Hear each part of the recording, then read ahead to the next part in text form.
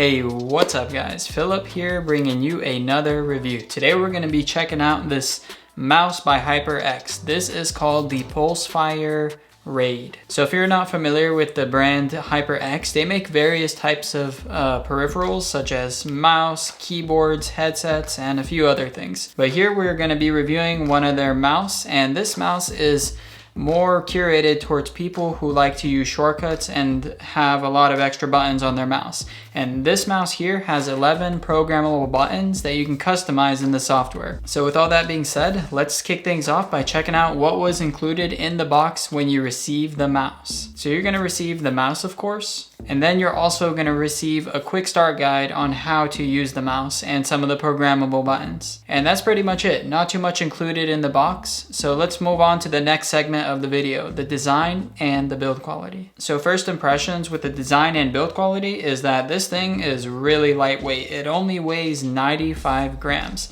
And that's pretty low for a mouse that has 11 programmable buttons. The material of the mouse is constructed of various types of materials. On the top here, you have a hard plastic. On the side where your thumb kind of goes in this area, you're gonna have this like really grippy rubber material, which feels comfortable, and I don't think it's gonna get annoying if you kind of start to have a little palm sweat coming out as you use the mouse. The buttons here on the side, they're made of a plastic material, feels pretty durable, doesn't feel cheap. The clicky sound feels like a nice click, solid click. It doesn't feel wobbly or anything like that. And then on the top of the mouse, we're gonna get a rubberized scroll wheel. So the top of the scroll wheel is rubber, and on the side, you're gonna have two LED lights that kind of give the mouse this really cool and interesting gaming look. And then behind the rubberized scroll wheel, you have also this plastic little button that's a DPI switcher, which can also be customized in the software. It's the same material as the buttons on the side here, which is a nice durable plastic material. Now if we look under the mouse, we're gonna see these two big sliders that the mouse slides on. These things look like they're pretty tough, and I believe the mouse is gonna last a really long time.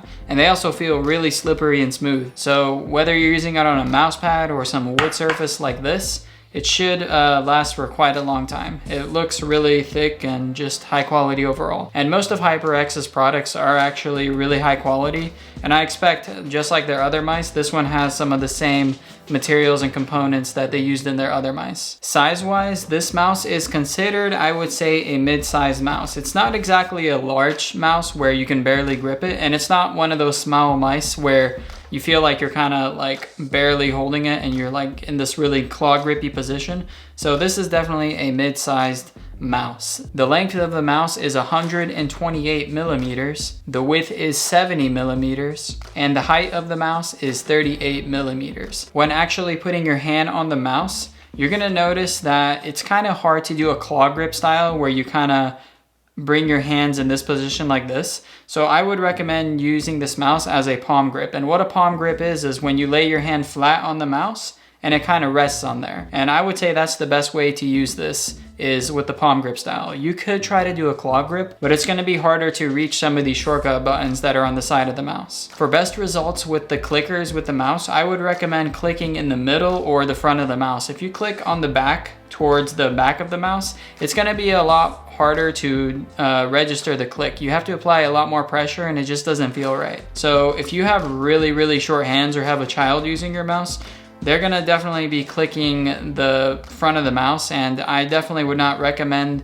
this mouse if you have really small hands, because to access the side buttons and click the clickers comfortably, you're gonna need at least a mid to small, large sized hand. If you have a tiny hand, this mouse is gonna be a little difficult and not very comfortable to use. Now here's a quick click test. So here's what it sounds like with the regular right clicker.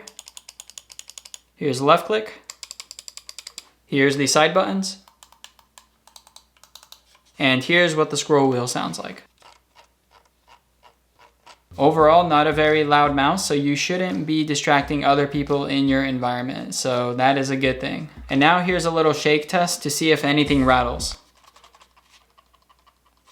So there is a little bit of a rattle, and that's mainly the scroll wheel because it has left tilt and right tilt features which can be customized in the software, along with the lights over here and over here on the rubber scroll wheel and on the back. That can all be customized in the software on Windows only. If you do not have a Mac, you're not going to be able to customize any of the buttons, but you will be able to use the mouse normally. So make sure when getting this mouse, you're also using a Windows computer. When plugging this mouse into your computer, make sure you have a USB-A port available with this mouse, because you're not going to be able to connect it wirelessly due to the fact that it's a wired mouse, and you're also not going to be able to use any of those newer ports like USB-C or anything like that. So just keep that in mind. And as I said earlier, make sure you're on Windows to take advantage of that software to use all of the side buttons here. So now that we've covered the design and build quality, is it worth picking up?